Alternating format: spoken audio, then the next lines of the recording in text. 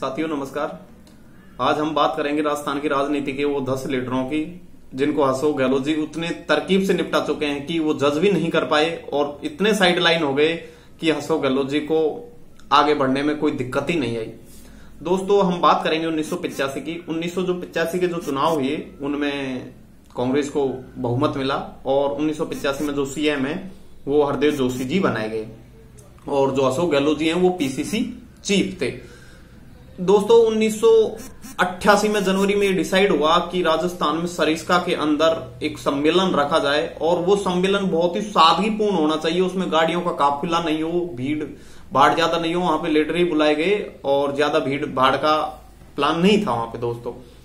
दोस्तों राजीव गांधी जी का भी वहां आने का प्लान था, वो आए और बीच में जो अशोक गहलोत जी हैं उन्होंने ऐसे बताते हैं कि बीच में हवलदार एक खड़ा किया हुआ था चौराहे पे और उन्होंने इशारा किया कि प्रोग्राम इधर की साइड है। वो जो राजीव गांधी जी हैं वो उधर की साइड चले गए जहां पे पहले से हरदेव जोशी जी हैं जो काफिले के साथ वहां पे पहुंचे हुए थे। उस चीज का पूरा पता लग गया राजीव गांधी जी को। राजीव गांधी जी इतने चिढ़े कि उन्होंने उस प्रोग्राम में लंच तक एक्सेप्ट नहीं किया और वो चले गए और वहीं से दिल्ली से उनका काउंटडाउन शुरू हो गया हरदेव जोशी जी का और 1 महीने के अंदर उनका इस्तीफा हो गया।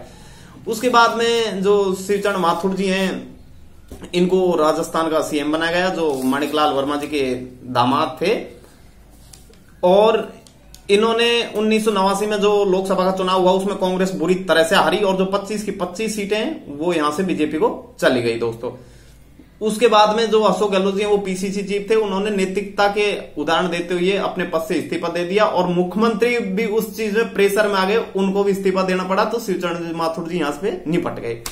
उसके बाद में बीजेपी की सरकार आ गई राजस्थान के अंदर। 1998 का जो चुनाव हुआ वो परशुराम मदेरणा जी के नेतृत्व में लड़ा गया।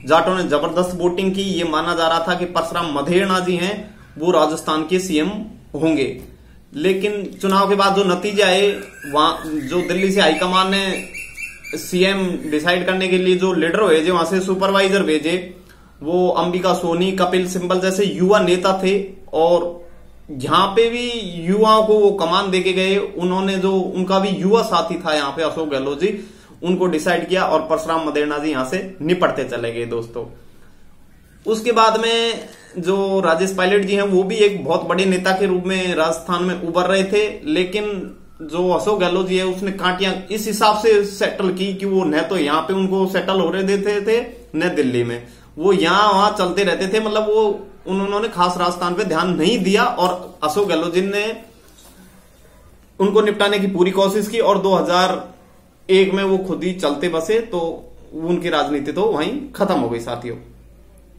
दोस्तों उसके बाद में आते हैं जो शीशराम ओला जी जिनके बेटे जो विजेंद्र सिंह जी हैं प्रेजेंट में भी बगावत कर रहे हैं। वो भी एक तरह से खत्म ही समझो क्योंकि वो पायलट कैंप में है। आज के दिन जो गहलोत जी हैं उनकी नजरों में वो खटक रहे हैं।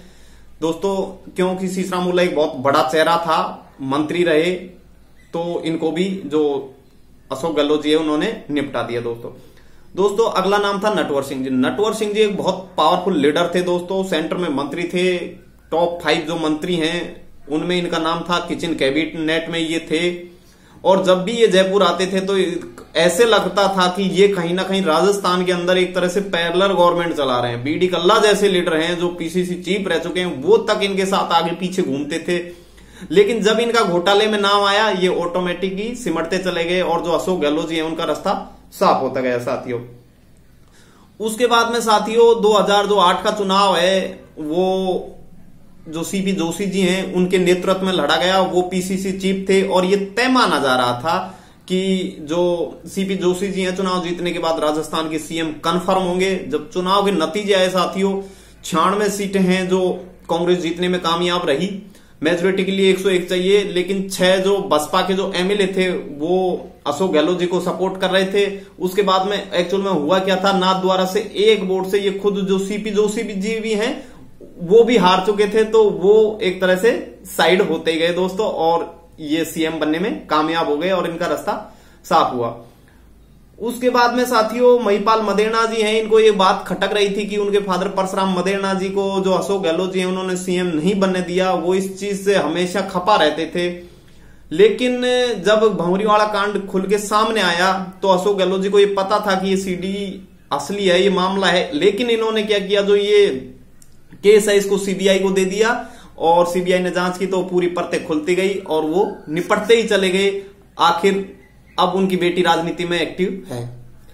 उसके बाद में दोस्तों सचिन पायलट जी को आप देख ही रहे हैं। सचिन पायलट जी को 2013 का इलेक्शन हुआ था, वो हारने के बाद सचिन पायलट जी को कमान दी गई। 6 साल इन्होंने राजस्थान पीसीसी के चीफ रहे, जमीनी लेवल पे लड़े, अच्छे युवा नेता हैं, संगठन को मजबूत किया, कांग्रेस की सीटें भी अच्छी आई।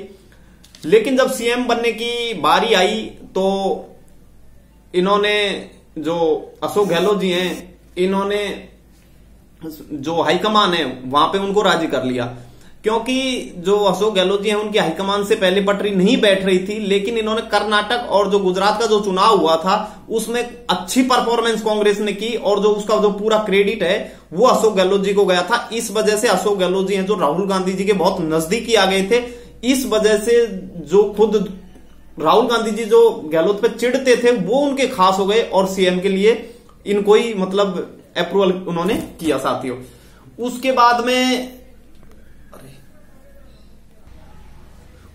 में साथियों क्या होता है कि सचिन पायलट जी को डिप्टी सीएम बना दिया गया। 1.5 साल से सरकार चल रही थी, लेकिन जो अशोक गहलोत जी हैं उन्होंने गोटियां इस हिसाब से सेट की कि अब वो ये मैसेज देना चाहते हैं सेंटर के पास कि जो ये सचिन पायलट जी है वो कांग्रेस के लिए काम नहीं कर रहे हैं, कांग्रेस को गुटबाजी में यहां पे बांट रहे हैं। और इन्होंने ऐसा किया कि बीजेपी की जो वसुंधरा राजे हैं उनसे भी मामला सेट करके ऐसा कर दिया कि जो सचिन पायलट जी है वो ना तो बीजेपी में जा सके और कांग्रेस में भी उनके खिलाफ इतना दुष्प्रचार किया जा रहा है, उनकी छवि को इतना धूमिल किया जा रहा है कि अगर वो सपोज करो आ भी जाते हैं तो उनको वो तवज्जो नहीं रहेगी जो तवज्जो उनको पहले थी।